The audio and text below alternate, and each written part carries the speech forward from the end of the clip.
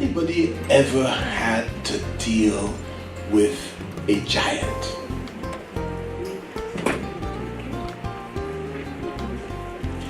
See, giants will arise. It's just par for the course that sooner or later a giant will come up against you. And after this word today, if you don't do it, you will at least know what to do. Amen? Amen. When the giants come. And I want to take David's story and show you how you can fight your own giant. Now, giants are not always humans. A giant may come against you in the form of a spirit. A giant may come against you in the form of financial challenges. It could be health challenges.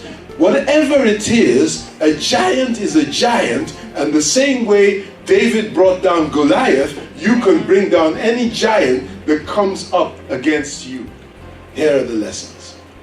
Here are the lessons you want to learn. The first thing is giants will come. They're going to come. As sure as night follows day and day follows night, giants will come in opposition to you. They are coming because God allowed them so that your faith can grow. No tested faith, no faith. Amen? Amen. I see faith is critical to the life of a Christian. Faith is not belief without proof, but trust without reservation. That's really what faith is. I just trust Him without any reservation. And it's not belief without proof. It's trust without reservation. So the giants will come. Don't be afraid. When fear comes knocking on the door, when faith answered, there's nobody there. Okay. If you will respond with faith, and I'm telling you, it sounds easy when I say this, but it's all cultivated in the place of relationship with God. You really need to learn to spend time with Him. Amen? The giants will come at you with great words. I've got you this time. Look at Goliath. David, there's no way you're going to escape. Today you're dead. You don't fight giants with just actions. You fight giants with words. You respond to the giant with words. The Bible says we decree a thing and it's established unto us. Goliath was dead the moment David said it. Another thing about this battle is I see that the Israelites allowed the Philistines to set the rules of engagement. The Philistines came and said, you know what, there's no need for us to fight. We've got one man here. If you send one man and he can kill our man, then we'll submit to you. That's setting the rules of engagement.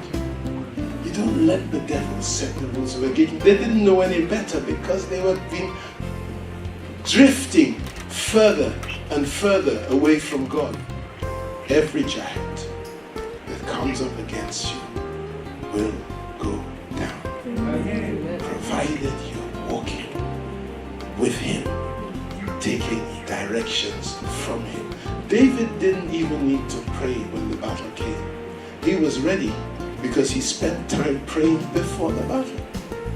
So as soon as he heard the giant speak, first thing that came to his mind is, who is this uncircumcised Philistine?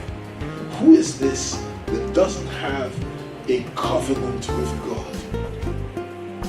How dare he defy the armies of the living God? Everybody else was shaking and quivering in their boots. Okay. But he was drawing from the depths of the relationship that he had cultivated with God. One of the biggest commodities that we need in the church is time. Nobody will ever find time. You have to make time. It's one of the things that discipleship programs do. They begin to teach you that you need to carve out time every day that is just for you and God. The time we spend with God builds us and binds us to Him. We get to know Him because He lets us see Him